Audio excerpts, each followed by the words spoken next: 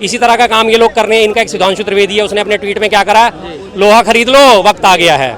किसके भाग से आया, कहाँ तक ढूंढोगे, किस गाड़ी में आया, उसे मुसलमान चला के लाया, हिंदू चला के लाया, और जो गाड़ी में तेल डला वो कहाँ से डलता है, तेल अरब कंट्रीज से आता है। फिर आप तेल का भी बहिष्कार करो। नमस्कार दोस्तों, आप देख रहे हैं लोक भारत। जैसे जैसे यूपी में सियासी घमासान मचा हुआ है, वहीं पे एक योगी सरकार का फरमान है कि जो कांवर यात्रा निकल रही है या कांवरियों का जो पथ है उस पर लोगों को नाम लिखकर पर्चा टांगने का ऑर्डर दिया है। तो आज लोगों से जानेंगे क्या ये आपस में नफरत फैलाने वाली बात है या इससे कोई सुरक्षा का मामला है। जी सर, आपको क्या लगता है ये जो योगी सरकार का फरमान जारी हुआ है कि कोई भी ठेली पटरी वाला अपनी फलों की या किसी भी उस पर नाम लिख के टांगेगा, इसको आप कैसे देखते हैं? दुर्भावना के तौर पर। दुर्भावना के तौर पर जी। वो कैसे? क्यों जरूरी है नाम लिखना? क्या जरूरी है नाम लिखना? इससे क्या हो जाएगा नाम लिखने से? चलिए मान लीजिए आप चाहते हैं कि जो कांवड़ यात्री जो हमारे हैं उनको जो है हिंदू से ही खरीदेंगे, वो क्या गारंटी है कि जो हिंदू है उसके पास जो ये माल आया था क्या ये मुसलमान से नहीं आया? जी बिल्कुल सही। सीधी सी बात है। अगर वो हिंदू बेच रहा है, आम बेच रहा है, मान लिया मैंने वो हिंदू आम बेच रहा है, उसके पास अगर मंडी से माल आया तो मंडी में बेचने वाला कौन था? कहाँ तक ढूंढोगे आप? किसके भाग से आया, कहाँ तक ढूंढोगे, किस गाड़ी में आया, उसे मुसलमान चला के लाया, हिंदू चला के लाया, और जो गाड़ी में तेल डला वो कहाँ से डलता है, तेल अरब कंट्रीज से आता है। फिर आप तेल का भी बहिष्कार करो। जिस खेत में ट्यूबवेल आपने चलाया, ट्यूबवेल में आपने जो है पंप लगाया अपना ट्यूबवेल चलाने के लिए, वो पंप किस फैक्ट्री में बना था? आप उसकी भी जांच पड़ताल करोगे। उसमें पुर्जे कौन सी कंपनी के लगे, आप उसकी भी जांच पड़ताल करोगे कि मुसलमान ने बनाया, हिंदू ने बनाया। जो पाइप आप लगा के आगे चलाओगे, उस पाइप को किसने बनाया, आप उसकी भी जांच पड़ताल करोगे। फिर बेतुकी चीजें, सिर्फ खामा ये समाज में विदेश बढ़ाने के तरीके हैं और कुछ नहीं है। फिर से वही लास्ट एंड फाइनल आ गई अपनी उसी औकात पे, हिंदू मुस्लिम पोलराइजेशन करने पर। और लास्ट एंड फाइनल अब इनका ये किसी भी तरह से दाव चलने वाला है नहीं, इससे कोई फर्क नहीं पड़ने वाला।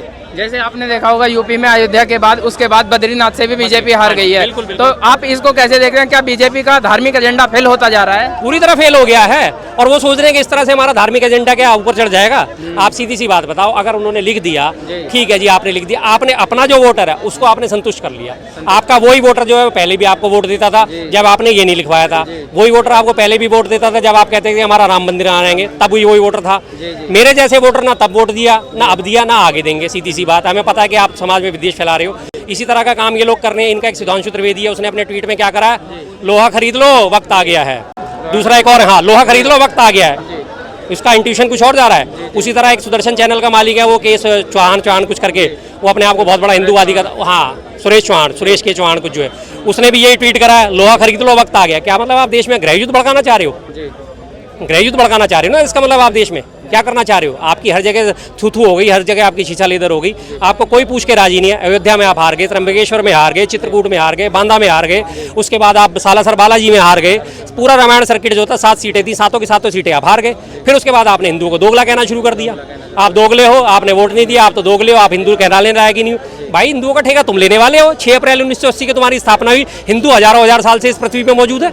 आप उनका ठेका ले लोगे? 44 साल पुरानी पार्टी ठेका लेगी हमारा कि हम हिंदू है या नहीं है? वो हमें बताएगी हम हिंदू है या नहीं है। और ये आप बात करोगे खाने पीने की चीज़ों से, उनका वो भंग हो जाएगा। चलो मान लिया आपकी बात भंग हो जाएगा। सबसे बड़ा कत्ल खाना कौन चला रहा है? अल कबीर देश का सबसे बड़ा कत्ल खाना है, उसका वो जो है मालिक कौन है? हिंदू है। मोदी जी का बकायदा 2014 का ट्वीट था कि हम बीफ एक्सपोर्ट में देश को नंबर 1 बनाएंगे, यानी कि हम पिंक रिवॉल्यूशन करेंगे। पिंक रिवॉल्यूशन का मतलब होता है कि बीफ एक्सपोर्ट करना। और इसी बीजेपी की पार्टी में किरेन रिजिजू हैं। किरेन रिजिजू खुल के कहते हैं हाँ मैं बीफ खाता हूँ, कोई रोक सकता है तो रोक ले, खाना हमारे अधिकार है। आप उस पर तो लगाम नहीं लगाते। आप ही सरकार में विशेष स्मृति ईरानी मंत्री थी, उसकी बेटी वहाँ पे गोवा में बार चलाती है, अवैध बार चलाती हुई पकड़ी गई थी और उसके बाद वो बीफ परोस रही थी, तब आपकी जबान नहीं खुलती। आप एक आने जाने वालों पे, और मैं साफ साफ कहता हूँ, मैं तो ऐसे नकली हिंदुओं पे भी साफ साफ कहता हूँ, आप कांवर ले जाने के नाम पे कह रहे हो हाँ जी हम नॉन वेज नहीं खाएंगे 15, और जैसी जल्द खत्म होगा ना सारे टूट के पड़ेंगे नॉन वेज खाने के नाम पे। फिर वो नहीं देखेंगे मुसलमान से आए, हिंदू से आए, इस बकरे ने क्या खाया था और इस मुर्गे ने क्या खाया था, कोई नहीं देखेगा। लगातार पर टूट के पड़ेंगे। और गारंटी कह रहा हूँ, अभी यहाँ पे अपने आप को हिंदू हिंदू कहने वाले 50 खड़े होंगे। साफ कहता हूँ, आओ बताओ कि कावड़ पे जल क्यों चढ़ाया जाता है कोई जवाब देने वाला? कावड़ लेने वाले बीसीओ खड़े होंगे यहाँ पे कि हम कावड़ लेने जाएंगे, बताओ वजह जल क्यों चढ़ाया जाता है किसी के पास जवाब नहीं मिलता। अपने आप को हिंदू सब कह देंगे, कावड़ का क्या है भाई, कावड़ लेने चलने चल, हाँ चल, एक टी शर्ट खरीदी भगवा, एक निक्कर डाला भगवा, गले पे गमछा डाला, चलो जी, रास्ते भर में तो तुम्हारी सेवा होती जाएगी। खाना मिलेगा, पीना मिलेगा, रहने को मिलेगा, ठिकाना मिलेगा, कूलर की हवा मिलेगी, केसर का दूध मिलेगा, पाँव दबाने को तुम्हारे को वो मिल जाएंगे, जय भोले करते हुए मौज में जाते हैं। 95% से ज़्यादा गारंटी कहता हूँ, किसी को नहीं पता कि कावड़ लाई किस लिए जाती है, उन्हें यही नहीं होश, बस जल जाना है, जल चढ़ाना है, क्यों चढ़ाना है, किस लिए चढ़ाना है, किसी को नहीं पता। किसी को आप बुलाओ यहाँ पे जो अपने आप को हिंदू कहता हो, अगर वो मेरी बात का जवाब दे सके तो। और कंगना रनौत ने जो आचार्य शंकर जी पे जो उल्टा उनको धार्मिक गुरु को उल्टे धर्म पढ़ाने की बात की है, उसको आप कैसे देखते हैं? नशेड़ी कंगना रनावत, सीधी सी बात है, नशेड़ी। नशा नहीं छूटा उसका, नशा नहीं छूटा। पहले भी नशा करती थी, अपने आप को खुद ही उसने कहा था मैं बहुत खतरनाक लड़की हूँ। 13 साल की उम्र में घर छोड़ दिया था, जहाँ के पता नहीं कहाँ कहाँ, मुंबई में उसने खुद बताया कि मेरे साथ क्या क्या हुआ, कैसे कैसे हुआ। दुनिया भर के उसने ऊपर आरोप लगाए, इसने मेरे साथ यौन शोषण करा, इसने मेरे साथ यौन शोषण करा। कभी ऋतिक रोशन के ऊपर आरोप लगाया, कभी दीपक तिजोरी के बेटे के ऊपर आरोप लगाया। उसके बाद वो आगे बीजेपी में शामिल हो गई और अब वो उसके गुरु बन गई है। मोदी जी की भी गुरु बन गई है अब तो वो, मोदी जी की गुरु बन गई है। जैसे कंगना रनौत का एक धर्म गुरु के ऊपर बयान आया, क्या हिंदुओं की ठेस को इस बयान से वो नहीं पहुंची है, आस्था को ठेस नहीं? देखिए जी, हमारे जैसों की तो आस्था को ठेस पहुंचती है, लेकिन जो बीजेपी के हिंदू हैं, जो नकली हिंदू हैं, उनकी आस्था को ठेस नहीं पहुंचती। उनके लिए आज उन्हें मोदिया बिंद होता है, लोगों को दुनिया को मोतिया बिंद होता है, जिसका ऑपरेशन हो जाता है, कैटरेक्ट का ऑपरेशन हो जाता है। लेकिन इस मोदिया बिंद का ऑपरेशन नहीं होने वाला जल्दी से।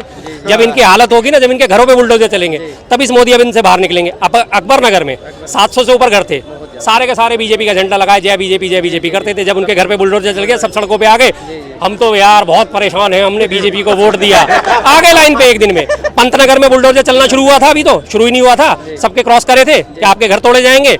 एक दिन से ही हाय हाय मोदी, हाय हाय योगी, हाय हाय मोदी, हाय हाय योगी शुरू हो गए। अब उसके बाद जब सारे विपक्ष ने आवाज उठाई, उस पर सुमोटो लिया गया, फिलहाल वो रोक दिया गया मामला। अभी पक्का नहीं है कि वो रुकेगा या नहीं रुकेगा, फिलहाल रोक दिया गया।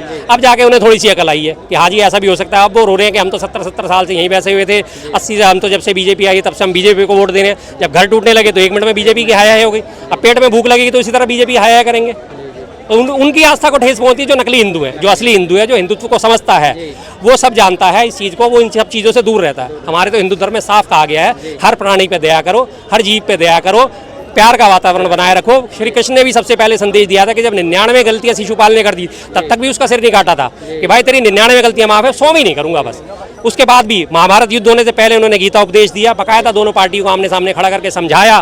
पहले उनका यही था कि पहले समझाया, नहीं समझे तो असली हिंदू वो है जो समझ जाते हैं। लेकिन उसके बाद जब अब युद्ध अवश्य भावी हो गया तो ठीक है जी, कोई बात नहीं, अब उसका तो हल यही है। तो ये क्या हिंदू हैं, कैसे नकली हिंदू हैं ये लोग? आपने देखा होगा यूपी में जैसे योगी और अमित शाह में अभी तकरार चल रही है, क्या ऐसे बीजेपी में फूट पड़ती जा रही है, आपको लगता है? बिल्कुल लगता है, फूट पहले भी थी। पहले बस ये था कि इनके पास बहुमत था तो इसलिए आवाज़ नहीं निकलती थी लोगों की। अब इनके पास बहुमत खत्म हो गया, बैसाखी के सारे सरकार चल रही है, तो अब ये धीरे धीरे फूट पड़नी शुरू हो गई है सब में, और ये आगे बढ़ती चली जाएगी। जैसे जैसे इनका ऑरा कम होता जाएगा, जैसे जैसे इनकी सीटें कम होती जाएंगी। अभी उपचुनाव में इनकी हालत देखी ना आपने, क्या हो गया। एक वो शुभेंदु अधिकारी बड़ा चौड़ा हो गया आया था बीजेपी में शामिल होने, आया बीजेपी में शामिल हुआ, हाँ जी जय मोदी जी, जय मोदी जी। मोदी जी ने नारा दिया सबका साथ सबका विकास, कल उसने नारा बदल दिया परसों, कोई नहीं हमें नहीं चाहिए सबका साथ सबका विकास, जो हमारे साथ हम करेंगे उसका विकास। कर दी मोदी जी से खिलाफत सीधी सीधी उसने। मोदी जी के पास आया था, अमित शाह उसे लेके आए थे, कर दी मोदी जी से खिलाफत। स्टूल मंत्री जो है, जिन्हें कहा जाता है स्टूल मंत्री को केश है, वो डिप्टी सीएम, हाँ उनका क्या हाल था। आज उन्हें वेटेज दी जा रही है, उससे पहले उन्हें ग्रुप फोटो में देखो, उनके पास सारे के सारे मंत्रिमंडल कुर्सियों पे बैठा हुआ, वो स्टूल पे बैठे हुए। तो बगावत के शुरू तो हो ही चुके हैं। अब ये बगावत इसलिए दबी हुई थी क्योंकि इन लोगों के पास बहुमत था, बस अब बहुमत नहीं है तो धीरे धीरे एक करके इनमें फूट पड़नी है। और ये बात सच है, जब अहंकार सिर पे चढ़ता है तो फूट पड़नी लाजमी होती है, सीधी सी बात है। कांग्रेस भी कभी इसी चीज़ का शिकार हुई थी, मैं गलत नहीं कहता, कांग्रेस में भी अहंकार आया था तो कांग्रेस भी इस चीज़ का शिकार हुई, कांग्रेस भी अपने आप सीटें कम होती चली गई बस। लेकिन अब कांग्रेस ने दोबारा अपने आप को रिकवर कर लिया, फिर उठना शुरू हो गई है। अब बीजेपी का अहंकार टॉप पे पहुंच गया, अब नीचे उतरना शुरू हो गया। अब आने वाले यूपी के 10 विधानसभा में उपचुनाव है, आप उसमें रिजल्ट देख लेना इसका। जितना मर्जी ये कोशिश कर लें, चाहे योगी को रखें चाहे हटाएं, सीटें इनके हाथ में आनी नहीं। क्या अमित शाह ऐसे तो नहीं देख रहे हैं कि मेरा पीएम का जो पद है उसको योगी जी छीनने वाले हैं? जाहिर बात है, और इस मामले में आपके बीजेपी के सपोर्टर जो हैं, जो बीजेपी के जिनको मैं कहता हूँ भक्त हैं, उन्हीं का सबसे बड़ा रोल है। अभी तो चाय वाला फिर गाय वाला आएगा। सब में पूरा मैसेज दे दिया कि अभी तो चाय वाला फिर गाय वाला आएगा। अब अमित शाह जी को खटका लग गया, भाई गाय वाला आ गया तो मेरी सीट मुझे कैसे मिलेगी। तो इस चक्कर में लोगों में आपस में फूट पड़नी शुरू हो गई है। हाँ, गाय वाला आएगा ना चाय वाला आएगा, अब वो ही आएगा जो देश में काम करेगा जमीन पे उतर कर। ना गाय चलेगी ना चाय चलेगी, चलेगा मन तो भाईचारा और चलेगा जमीन पे उतर के काम, बाकी दादागिरी खत्म। ये सच्चा है। तो आप इसको कैसे देखते हैं, ये जो अब आदेश दिया है यूपी में नाम लिख के जो रेली पटरी वाले उस पे लगा रहे हैं, तो इससे मतलब जो धार्मिक चीजें हैं उसको, और सरकार जो बता रही है कि एक सुरक्षा के लिए, देखो मैं बताऊं, सरकार जो है जाने वाली है, उनका दिमाग काम नहीं कर रहा है, आखिर करूं क्या। जितने काम है सब उल्टे काम होंगे सीधे, वो अपने नजर में सीधा काम करेंगे मगर उनसे कोई सीधा काम नहीं होगा, ये सच्चाई है। और जो अभी 13 सीटों पर जो हारे हैं, दो लेके 11 हार गए। अब जो चुनाव हो रहे हैं इन पे हारने जा रहे हैं, तकलीफ इस बात की है। और जो आप कह रहे हो फूट पड़ी है, फूट आज से नहीं पड़ी है, ये काफी टाइम में फूट पड़ी, लोग खुल के आ नहीं रहे थे। चलो चले रोटी मिल रही है, ले खा रहे हैं, उसके बाद छोड़ देंगे। अभी लोग छोड़ने वाले हैं और मैं तुम्हें ये बदल जाएंगे। हमें पहले कहा था लोग बदलने, इनका कोई भरोसा नहीं है, ये रोज बदलते रहते हैं, आए दिन बदलते रहते हैं। अब आने वाला टाइम देखना, 2-4 महीने में ये सब बदल जाएंगे, सरकार गिर जाएगी, ये लिख लेना आप।